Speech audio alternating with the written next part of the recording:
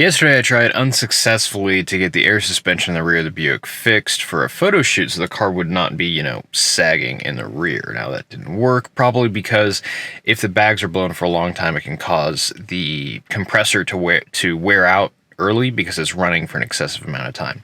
Anyway, I went to the photo shoot anyway and forgot my SD card, so I didn't get any pictures, but my buddy James did, and here they are.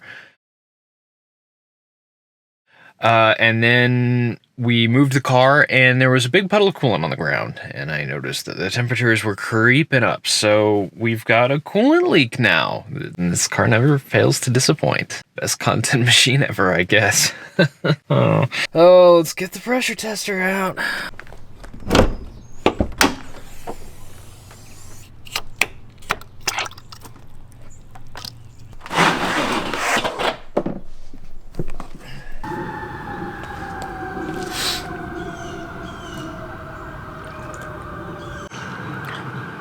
It's just always sirens around here.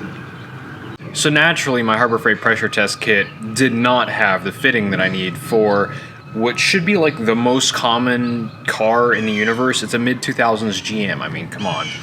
So I went to O'Reilly's and rented their tester. It's literally the fitting built into the tester, and it just worked.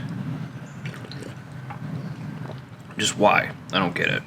Also, even though I'm pretty sure it's not my problem, I got a new radiator cap. Old one just looked a little bit crusty and, might as well.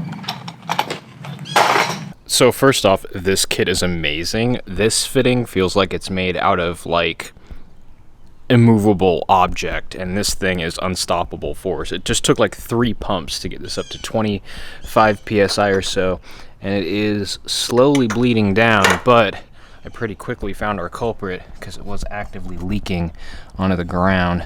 Right down there, you can see my mirrors getting dripped on. The lower radiator hose has split right where the clamp is. Right there.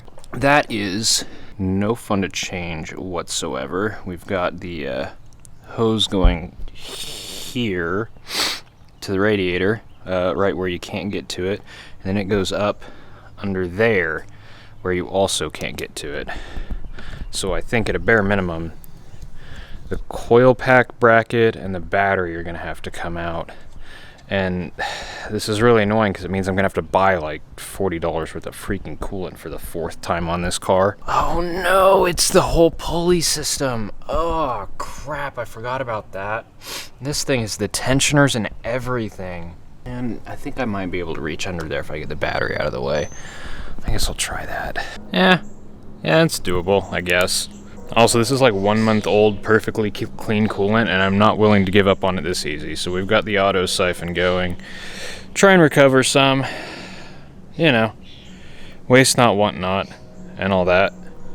And I sure do want quite a bit, so it better not waste. This car can be such absolute trash to work on sometimes. So, I was like, okay.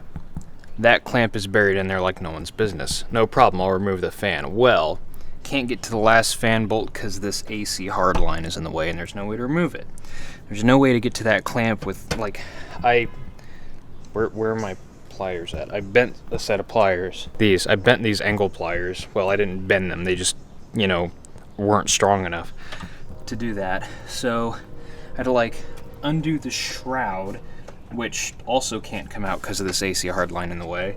So I kind of just wiggled everything and forced my hose clamp tool in there and felt like that was going to break. But I finally got the stupid clamp loose so I can get this stupid hose off and replace it with a freaking screw clamp that is actually accessible, because that is just, I hate it.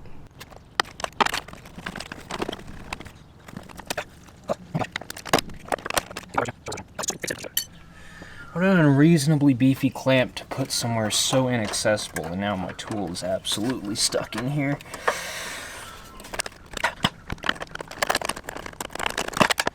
Meanwhile, for the top one, insert the screwdriver and turn counterclockwise.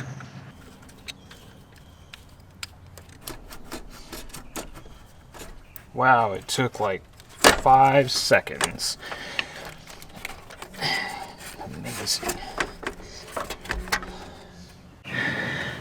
It's not looking too healthy, is it? It's kind of disintegrating in my hands, actually. Gross.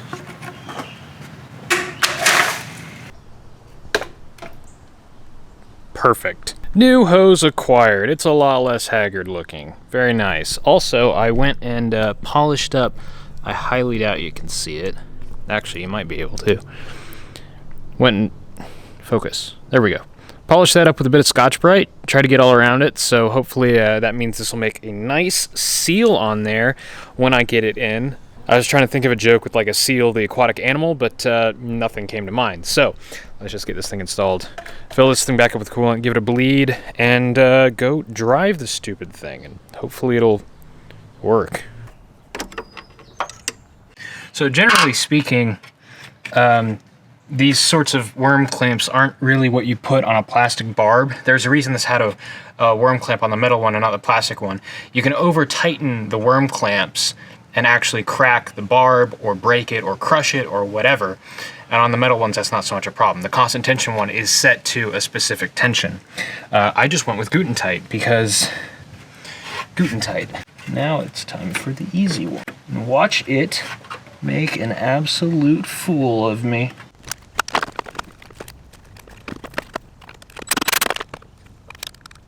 There we go. Cool, that is installed. Let's fill this thing up with coolant and give it a second pressure test just to be sure.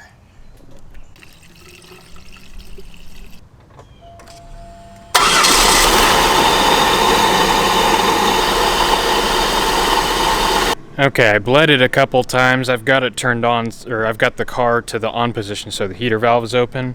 It looks like we're staying right at 19-ish, 19.5 PSI that I pumped it up to.